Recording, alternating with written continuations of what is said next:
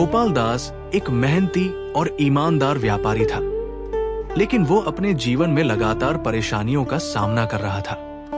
व्यापार में घाटा हो रहा था और परिवार के सदस्यों के बीच मतभेद बढ़ रहे थे।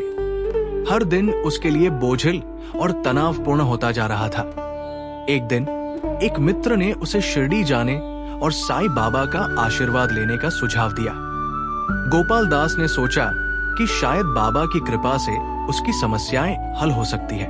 गोपाल दास शिरडी पहुंचा और द्वारका माई में साईं बाबा के दर्शन किए। बाबा अपने चिरपरिचित सादे वेश में बैठे थे और उनके चेहरे पर असीम शांति झलक रही थी। बाबा ने गोपाल दास को देखा और मुस्कुराते हुए कहा, बेटा, तुम्हारा यहाँ आना पहले से तय था। चिंता मत करो, सब ठीक होगा। बाबा की बातों ने गोपाल दास के दिल को सुकून दिया, लेकिन वो अब भी अपने सवालों के जवाब चाहता था। अगले दिन गोपाल दास फिर से द्वारका माई गया। वो बाबा के पास बैठा और अपनी सारी समस्याएं बताई। बाबा ने ध्यान से उसकी बातें सुनी और फिर कहा, तुम्हारे जीवन की समस्याएं तुम्हारी सोच का परिणाम है। जो तुम बोते हो वही तुम काटते हो। बाबा ने गोपाल दास से कहा, द्वारका माई में रहकर कुछ दिन सेवा करो और ध्यान लगाओ, तब तुम्हें अपने सवालों के जवाब मिलेंगे। गोपाल दास ने बाबा की बात मानी।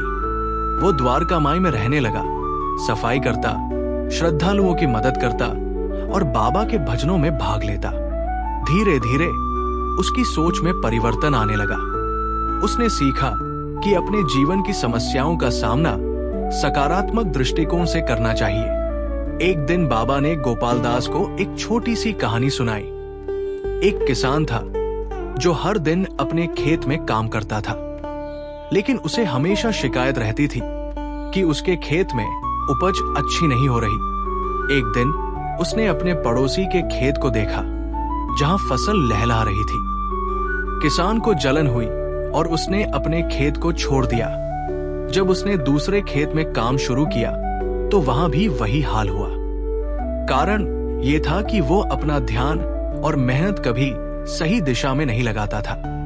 बाबा ने कहा, ये कहानी तुम्हारे जीवन पर भी लागू होती है। अगर तुम दूसरों से तुलना करना बंद करोगे और अपने काम पर ध्यान दोगे तो तुम्हारी समस्याएं हल हो जाएंगी। गोपाल दास ने बाबा की बातों को अपने जीवन में उतार लिया। उसने अपनी सोच और दृष्टिकोण में बदलाव किया। धीरे धीरे उसका व्यापार फिर से बढ़ने लगा। परिवार में भी शांति और समझ बढ़ी।